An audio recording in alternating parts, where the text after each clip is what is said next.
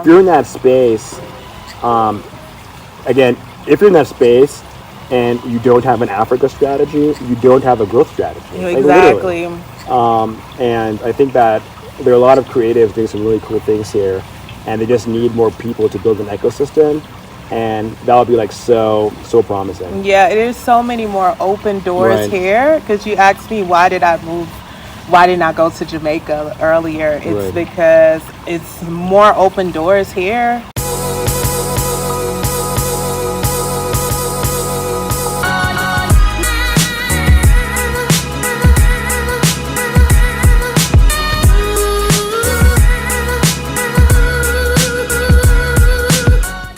Hi, you guys. My name is Lala. If you're not familiar with me, I have been documenting my journey here in Africa. Currently, I'm in Uganda, and I'm here with Michael, who is originally from DC. I'm going to have him introduce himself to you guys. So, Hey everybody, Michael Serwadda here. Just got in from DC about a week and a half ago. Family's from Uganda originally, but live in DC. Been there for quite some time, and happy to be here with Lala. okay. So, were you born in DC? Baltimore, Maryland. Okay. Yep, Johns Hopkins Hospital. Go be more. And when did you start living in Uganda? So it's been on and off for some time. I started out my early childhood here, and then I went to boarding school in Kenya, actually, for pretty much my entire high school life, and then went back to the U.S. after that, Wisconsin, of all places, and yeah, so spent a good quite a time there, college, and then actually the gap year after that, spent some time traveling around Africa, and ended up in DC and been there ever since. So been in DC for now about 13 years. Okay. So what was the purpose of your family going to America? Like, why were you born there and they were born here? Education, pretty much, Okay. right? I think that a lot of people leave where they're from for a better opportunity, and my parents did that, and that's how I ended up there.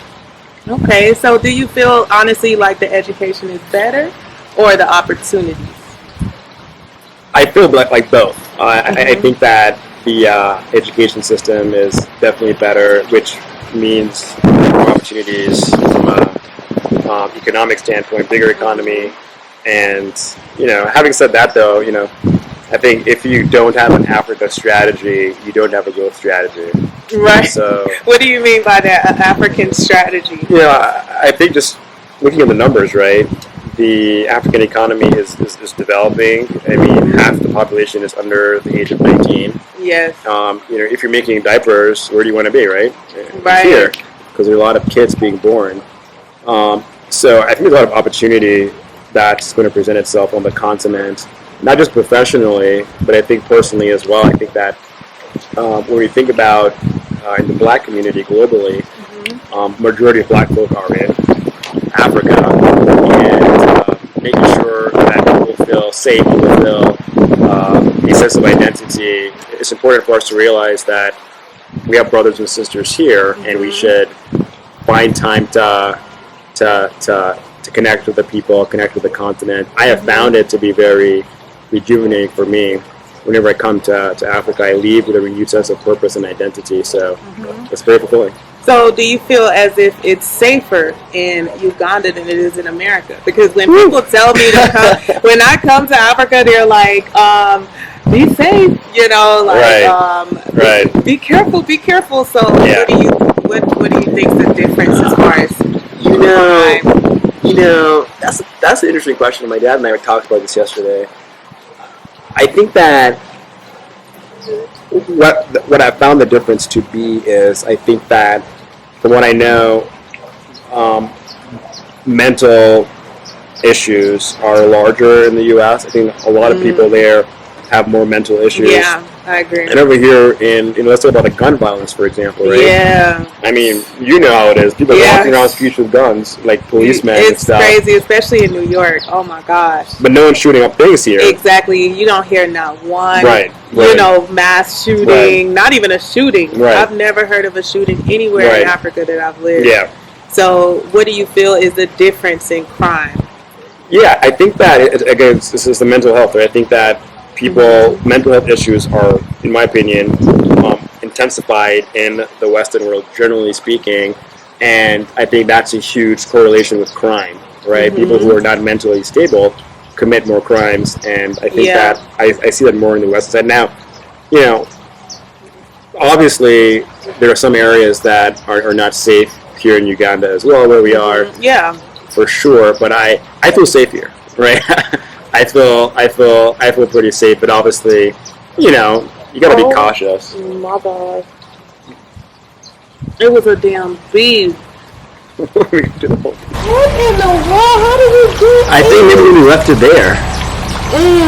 We have we started biting my gums right before I was like, what is this? You thought it was a sting? A sting. Are you serious? These bugs always chasing me. Oh no. Do you have water? Yeah. I mean, hey, we'll be right back. Yeah, so what were we just talking about before? Safety. Safety. Oh yeah. So the only crimes that I have witnessed in Africa is like petty crimes, like theft. Right. So it comes from like a place of lack. Right. People not feeling like they have enough, so they want to take your phone or but as far as like dangerous crimes, I have never witnessed that in my life. Right.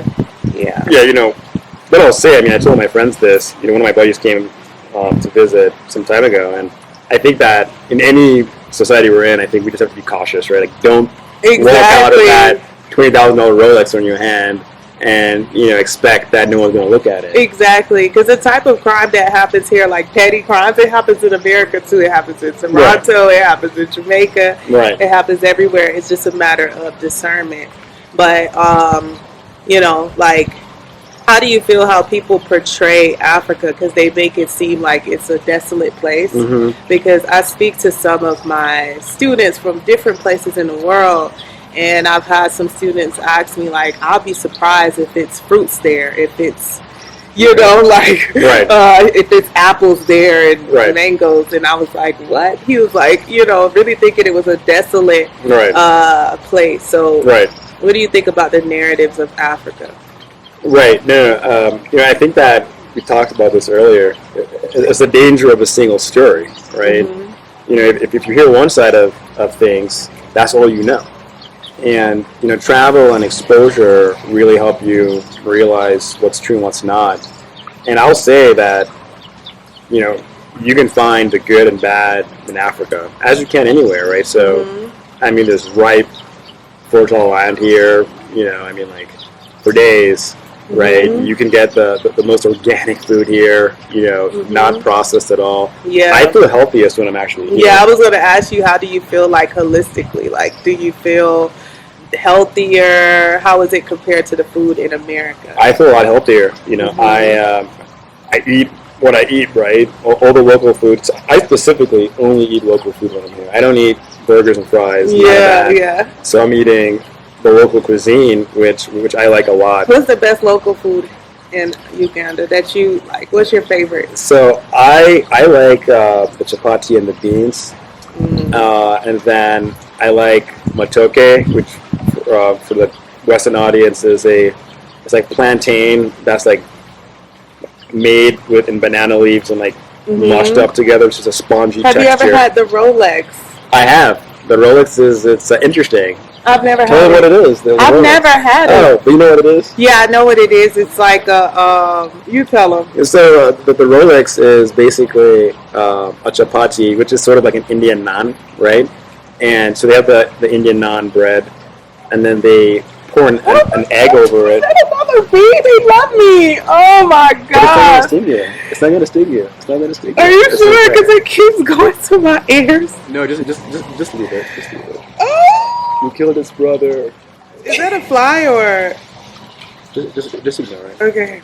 It's hard because it's like, it's in your ear like. All right, let's go for a walk. Do a little lap. Safety and Tell you about the food. the food. Okay, I was explaining that part. yeah. So with Rolexes. Yeah, so Rolexes are essentially this food that is very common for folks in Uganda to basically buy on the side of the street. And what it is it's a chapati, which is Indian bread that is put into a frying pan, and then they layer on top an omelet, and you can add, whatever else you want. Yeah. I'm vegetarian. So You are. I have. My so. daughter's she's pesca.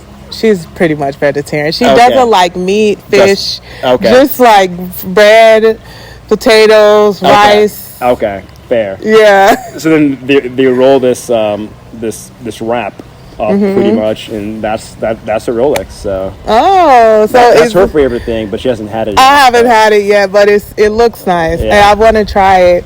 But so what is it like being born in America and living on both sides? Yeah, like in America and in Africa.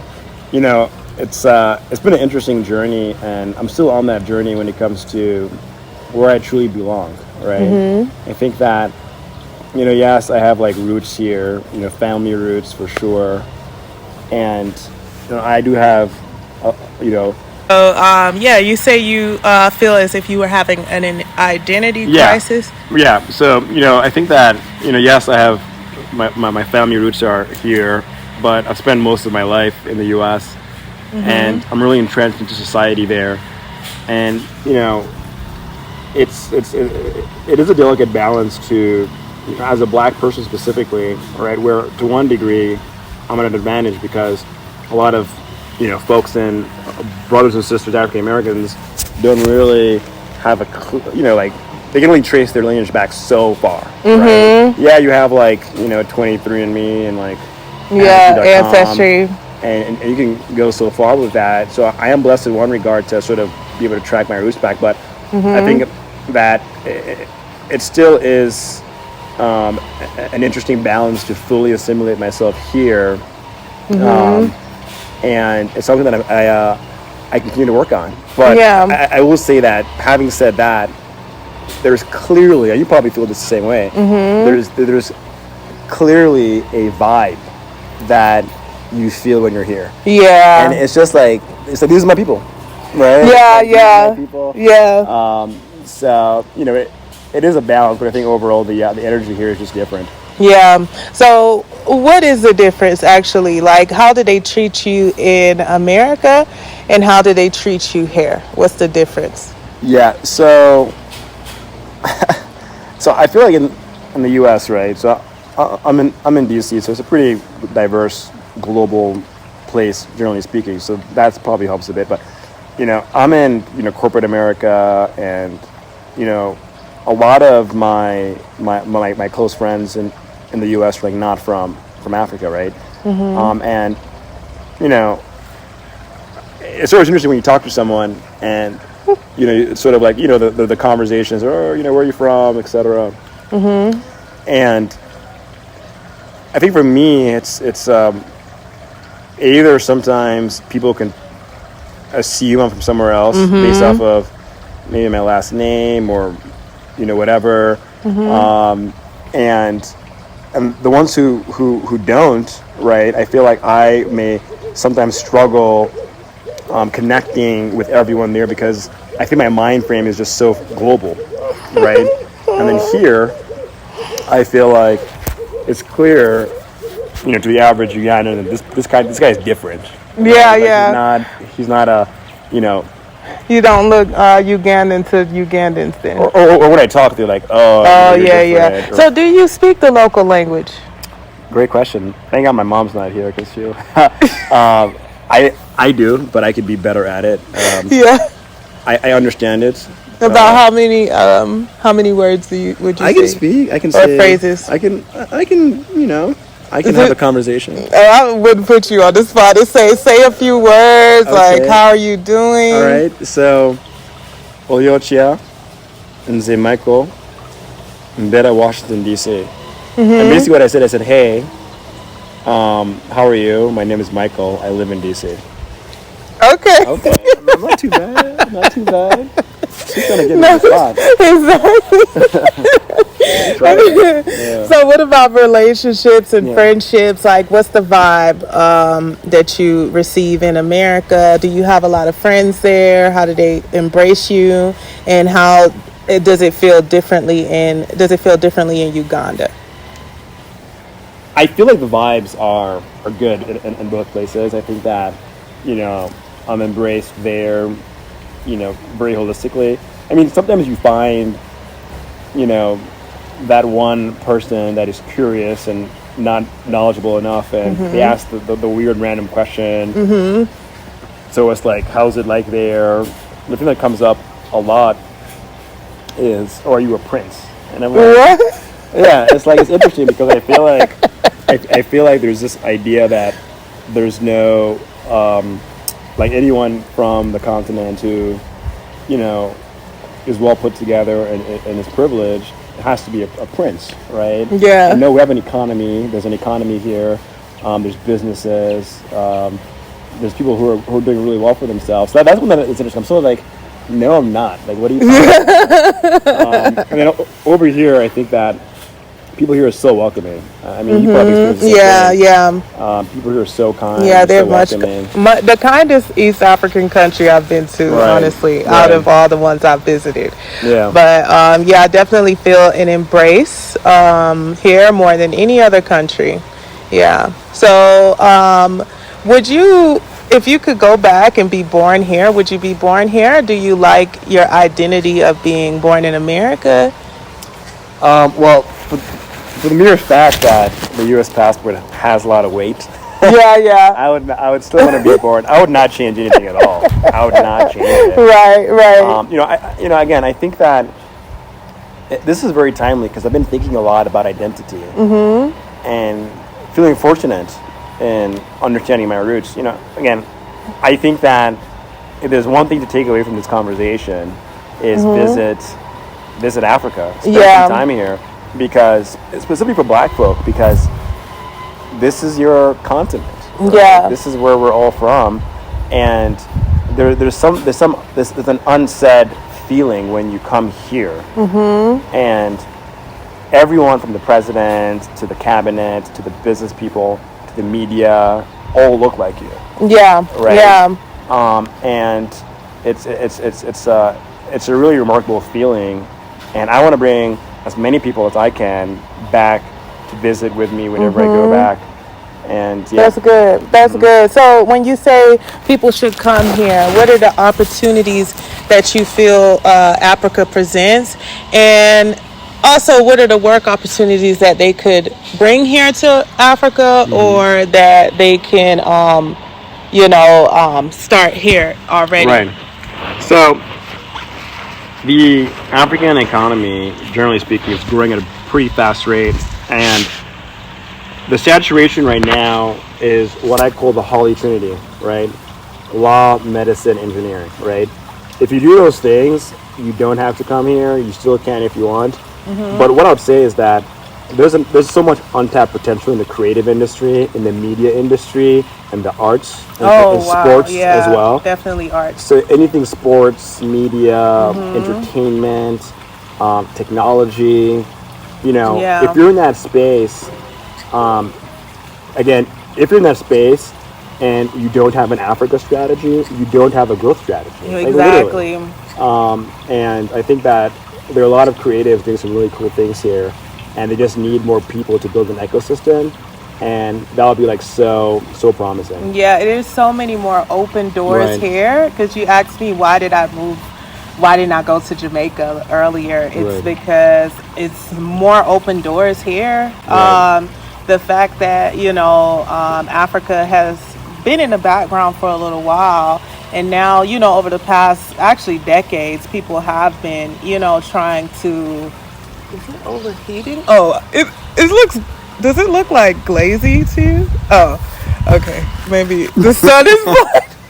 Maybe it's the sun. I don't know. Okay, so let me continue. So yeah, I feel like now there's so many doors that are open because they shine like this false light on Africa as being a desolate environment, and there's no opportunity. Now that people have been traveling here within the past few decades, it's opening up people's eyes to see what Africa is truly about, and actually travel here to see like what opportunities are here. I know when I travel through Uganda, I see so many businesses that can be started, like a food truck, a barber truck, so many beauty businesses. Like there's so much, and honestly, I think a lot of Africans are misled as far as like thinking that there's more opportunity in Africa, because it's not the opportunity that's lacking, it's the creativity. Yeah. So what do you think are some creative opportunities that you have seen in America that they could start in Uganda?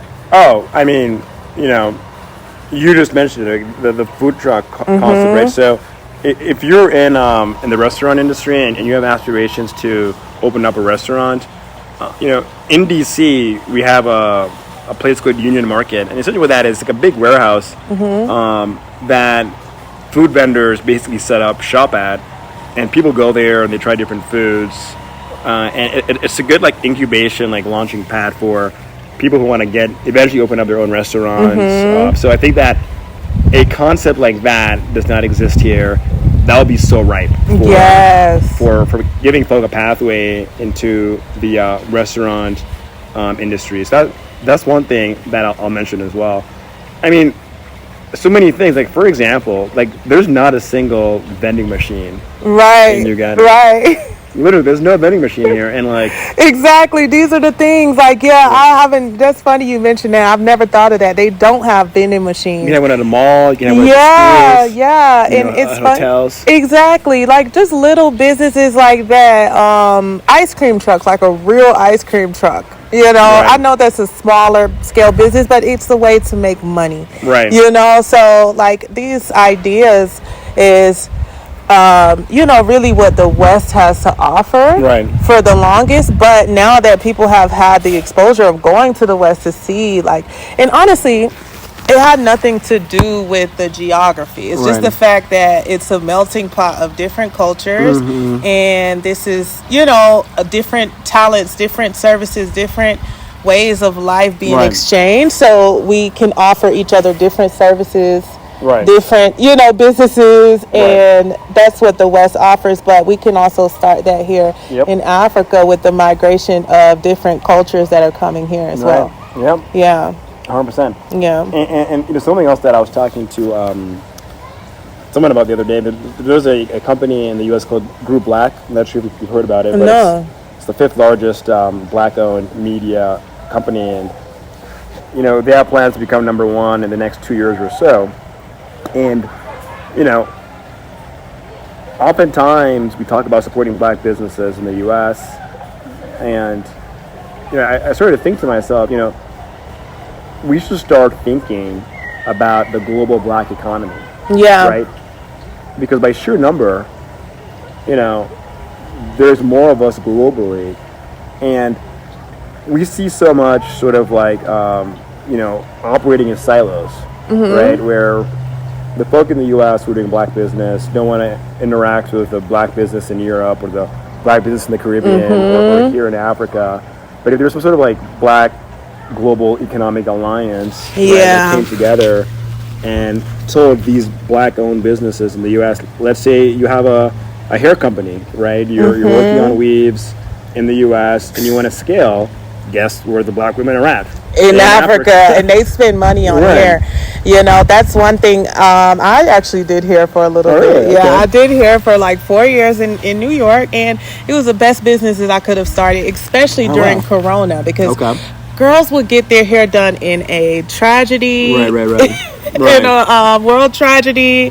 It doesn't matter if we're in war, they're going to come and get their hair done. So that business made a lot of money for me in New York, but it can make a lot of money anywhere because art is subjective. The price is subjective. So you could charge whatever you want for a beauty service if you feel it's worth it. Exactly. Yeah. So as far as coming here, being part of the economy, it sounds nice, but what do you think we should unpack within the Black community to achieve this global alliance? So I think that the first thing is definitely that mental shift, right? Yeah. Which requires at least one visit. Yeah. A lot of folk, I mean, not to get all historical, right? The Europeans colonized, basically the whole world. Yeah. And people spend their money to go to Europe, to go to Italy, to go to Spain, England. I mean, those are nice places, don't get me wrong. But you can spend that same money to come over here, right? It's not that there's no money to spend. Exactly. Like, folk are traveling to South America and to Europe and to the Eastern world, so Bali and all those places. So I would just say plan a visit to Africa. And you should do a podcast or a YouTube video on the best destinations to go for first timers. Yeah, I am actually going to do some how-to guides soon. But I just feel like it's a lot to unpack. It's a lot to unpack mentally, but coming here, it does open your eyes to see, what do I need to heal? Because I realized coming here, I'm not the most patient person. You need patience. And you have to have patience. You're going to drive yourself wild. Because they're not going to adjust what they've been doing, for the longest. Now, as far as business, the pace could increase a little bit, but that comes with customer service, specialists and things like that. But as far as how the pace of the people is much slower. Okay, is that you're getting at things people should know? Yeah. Before? Okay. Yeah. No, I think that.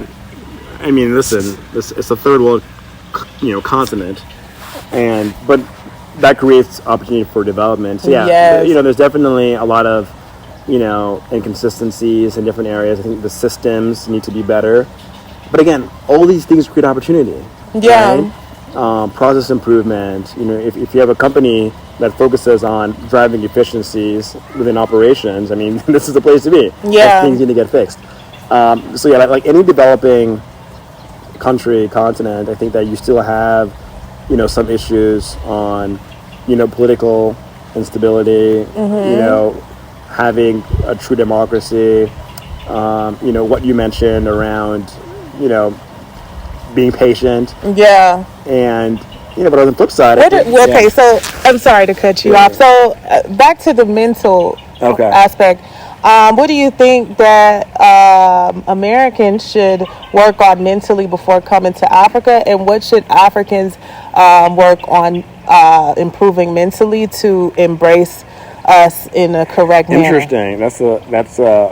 That's a good question. I think that for folk coming here, definitely just come with an open mind, right? Understand to your point that certain processes may be a bit slower.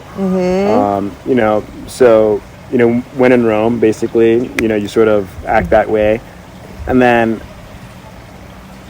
bring everything you need. Bring your lotion, your shower gel. Exactly. Bring all your products, basically. Yeah, exactly. Bring all your basic needs. Yeah, I think here, the challenge for me is people just thinking that I'm rich. I can't wait till that narrative is done. Because of how you show up? Yeah, no, they just think Americans are rich. Yeah, and I mean, you got to think about it through perspective, right? I mean, that's something that people will think in other countries that are not even in Africa. Yeah. That, folks in the U.S. need to understand that America is perceived as the land of the free, the best place to be, right? And a lot of people...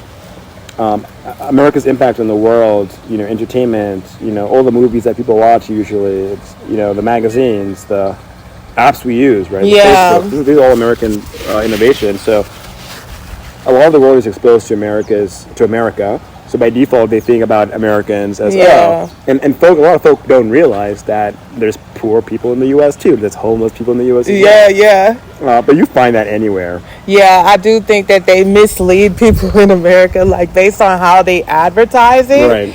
because they'll show you like the beautiful parts of California, but they won't show you the homelessness. Right. And in New York, they won't show you the rats and the Right. the Yep. dirty parts, like the trash on the side of the road. But they'll show you the beautiful cities. And here, when the white people come here, all I see them promote is like the slums of Uganda, the Yep. slums of Tanzania, the slums Yep. of this. And they enjoy themselves here, but then they go back and share the Exactly. Don't believe negative that. parts. Don't believe that. It's again, the two things to take away from this conversation: the danger of a single story, get exposed, see it for yourself, and if you don't have a Africa strategy, you don't have a real strategy. I'll tell Dangers you right of a single story. That's the book you're talking about. now. Yeah. So Can you explain what it's about? yeah. So Dr. Ngozi, who some of you may know of, if you don't, She was on the Beyonce intro. Yeah, For women, for we run the world, women run the world, or something, or independent. Flawless. No, Flawless. Yeah. When the beat started, I guess it's in the middle when in But Beyonce's she's song. just an author, or Yeah, she's an author, public speaker, and so she was in the Flawless song in the middle, talking about women, how women are perceived or what they expected to do. Right? She's like, oh, women are brought up to aspire to marriage. She had that famous that expert was actually taken from a speech that she did. It's a TED Talk, actually. Anyway, so she wrote a book called The Danger of a Single Story. And it's an examination of how Africa is perceived through a single story. And she breaks it down into different personas. The persona of from white people, persona from African Americans. And it's a good collection of stories and insight that I think everyone should read to avoid being trapped into that danger of a single story, which oftentimes is how Africa is perceived. Yeah. So she discusses like feminism. Yep. What do you think about feminism? Do you think it's like the hatred of men, or do you think that women are actually seeking equality? Because I personally think in America they kind of gear black women to be like the type of feminists that are kind of like they're not really feminists. They're like they're competing with men. But then here, they had a matriarchal society before in certain cultures where men and women receive equal treatment, benefits, leadership. So, what do you think about a patriarchal society and a matriarchal society? Do you think that Africa could run on as a matriarchal society? I think before the British Do you came think it to would colonize, benefit? This is a very interesting question, right? Because before the British came to colonize Africa, we had kings and queens, right? And when you watch Black Panther or Wakanda, it's an exaggerated truth of how it could have been. Yeah. Where, there's a different type of civilization rather. It's hard to fathom. It's hard to think about what that could look like without the enforcement of, British colonialism. Right? When we think about society, modern society, we oftentimes think about it through the lens of, how it was in Europe, in England, right? And it's hard to think about how could that be. Like, for example, a lot of things that happened here within how it was with kings and queens, right? So we have traditional weddings. Yeah. Right? The whole going to church thing, walking down an aisle, that's something that came from England. It came to the U.S. too. When the Native Indians in America did not get married that way. There were different ways to getting married. Every culture before we were colonized had a different way of doing things. And it's hard to tell if the continuation of that would have been better. So I'm not sure. So we had to move because we were losing light. But we were talking about, what do you see Africa as if British colonization hadn't happened? Right. Yeah. And the example that I gave, which is very which is in the movies now, is the whole Wakanda Black Panther movement. And it's a very futuristic thought, which is what would have things been like if, the British didn't go to America? And, I think that, the cultural norms and the traditional institutions that existed in Africa were literally banned or demolished by the British, right? Yeah. Now they introduced Christianity, and which was not a thing here, right? There was other ways of worship, which one could argue is a good thing, right? But I think it would have been a lot different. So I think what that means, to kind of going back to like feminism and how it manifests itself, is there are certain traditional cultural norms that women have done. So, for example, in a tribe Angola, in Ghana. Yeah, I mean, over here, for example, women like kneel down exactly to greet, but it's not. Oh, now. Submissive. Oh, I thought you meant in the past who's have ruled.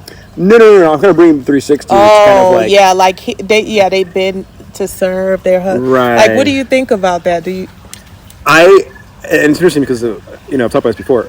I don't think that it is I don't think it's a bad thing, or I don't think it's viewed as a bad thing. I mean, the Speaker of the House of Uganda was a woman at some point. I think still is now. And she would kneel down. And it's not to say she's not a boss. Yeah. So I think it's let's not mix culture, tradition, and modern day society.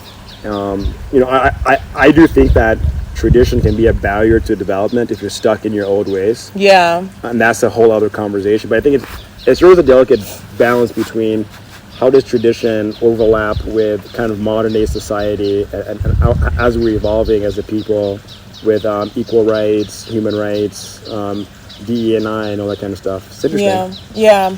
I think honestly, it would work better if they never came here. But and I think we should try to reverse back to that time. Right. As far as in relationships, business, everything, because I feel like Africa is suffering because of that system. Right. Because women can lead, they don't have to if you don't want to, but we can lead in certain ways. And I think a woman and man should bow to each other. I think we should submit to one another, in different ways. Because a man overall wants respect and a woman wants love. And yes, we want respect, but, it's showed in a different way. Right. But, I think we should admire each other's differences, but still, respect one another in the same fashion. Right. So, I think that's how it looked before, and I think we should go back to that. But, who are you here with in Africa? I met your sister earlier. Yeah. And she's been living here for how long? She's been back since 2019. Okay, and she's staying. We'll see what happens. She moved back. She worked at Amazon for a bit, and then she moved back. Actually, like during the pandemic, I don't think she planned to stay here for as long. Yeah. And then pandemic happened, and she's a fashion designer. She just released another collection. Shout out her Instagram. Her Instagram is s.official, and her actual designer name is just S. Her name is Sanyu, Sanyu. And so she's working on grinding. Yeah, I need to interview her next. You gotcha. So this is his family's house that we're at. It's a beautiful garden, beautiful house. What did they do? So my mom's a social entrepreneur. My dad is a doctor. Oh, okay. Dad and mom, power team. Trying to live up to the to the standards, right? Okay, so what do you see your future as here in Uganda? Do you see yourself living here permanently? It's no question that Uganda will be an extension of my life. I think that I want to participate in the global economy. I want to do stuff in the Caribbean for sure. I love it out there. Definitely stuff in the U.S. as well. I want to be successful and get into philanthropy. So I think a lot of my work here will be through that lens, philanthropy and giving back in that way, and trying to build some sort of systems here in society. That's how I view it. More relationship based versus business based. Okay, so what advice would you have for people who want to come here and visit or travel to Uganda, move, relocate, what is your advice? I would say the first thing you got to do is take a trip, right? She's going to drop a starter guide to your first trip to Africa. Pick a place and just make one visit for a week, whatever, just to get a taste of it. And then I think that would be a really good time for you to understand what Africa is about. And then tell your friends about your experience, and then, be intentional about it. That's what I'd say. But make that first trip, right? Don't make a trip to Europe. Don't make a trip to Bali or right. Tulum. Come to Africa. Come to Uganda. Come to Uganda. East Africa, generally speaking, is beautiful. A lot to see here, and then take it from there. Okay, well, thank you for coming on my channel, and it was nice meeting you. Nice meeting you as well. All right. Bye, you guys. Thanks for watching. One love.